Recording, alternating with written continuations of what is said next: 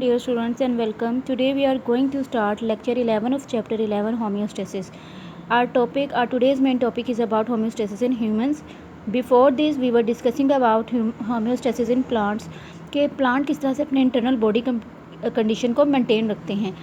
So today we will discuss कि human beings का internal body temperature या internal body condition जो है वो किस तरह से बैलेंस पोजीशन पर रहती हैं. There are three main organs which are responsible for the homeostasis in human beings: lungs, skin and kidneys.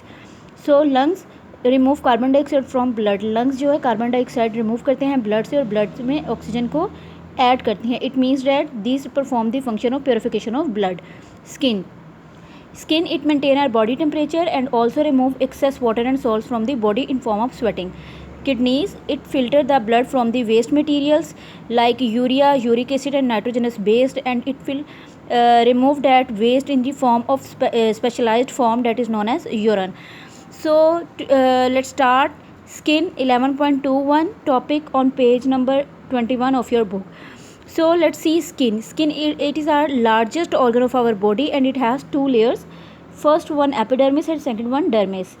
Epidermis is the outer protective layer. ये बाहर की लेयर और ये प्रोटेक्ट करती है विदाउट एनी ब्लड वेसल्स. कोई भी इसमें ब्लड वेसल्स नहीं होते. While dermis is the inner layer containing blood vessel. इसमें ब्लड वेसल्स होते हैं. सेंसरी नर्व एंडिंग्स होती हैं. न्यूरॉन्स यहाँ पे एंड होते हैं. स्वेट एंड ऑयल ग्लैंड्स होते हैं. हेयर्स एंड फैट सेल्स भी होते हैं. स्किन का अगर फंक्शन देखें, skin perform important role in the regulation of body temperature. The thin layer of fat cells in dermis insulate the body.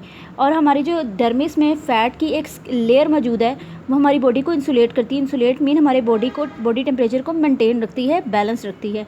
अगर हम बात करें समर में, तो समर सीज़न में हमारे बॉडी का इंटरनल टेम्परेचर कूल रहता है. और अगर विंटर की बात करें तो हमारी बॉडी का इंटरनल टेम्परेचर जो है वो वार्म रहता है. इट मीन्स डैट कि हमारी स्किन जो है हमें इंसुलेट करती है फ्रॉम वेदर फ्लक्चुएशन से. Muscles attached contraction of small muscles attached to hairs forms goosebumps. It creates an insulating blanket of warm air. और स्मॉल मसल्स अटैच होते हैं हेयर्स के साथ जो गूजबम्स करते हैं और ये एक ब्लैंकेट की फॉर्म क्रिएट करते हैं हमारी स्किन के ऊपर हम और वार्म एयर की, और इस तरह से हमारी इंटरनल बॉडी को मेंटेन रखते हैं. ये तो था डियर स्टूडेंट्स स्किन.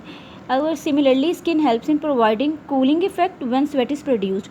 अगर स्वेटिंग होती है तो आपने उसके बाद देखा होगा स्वेटिंग में excess glands and excess body heat जो है वो उसमें निकल जाती है, इवेपोरेट हो जाती है और हमारी बॉडी कूलिंग इफेक्ट में आ जाती है.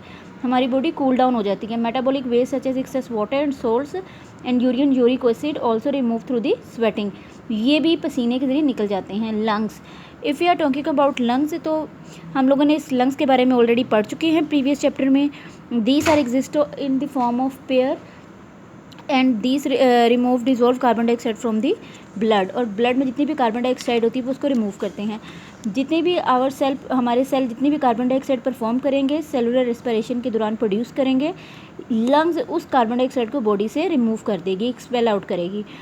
और from cells carbon dioxide diffuse into tissue fluid and then from there into blood, और ब्लड में आ जाती है. और यहाँ ब्लड जो है लंग्स तक आता है और लंग्स इस ब्लड से कार्बन डाइऑक्साइड को रिमूव कर देता है.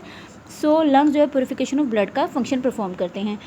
So this is your today's topic. You will learn your today's diary is homeostasis in humans from page number, you will learn from page number 21 till 22. So till the next lecture, Allah Hafiz.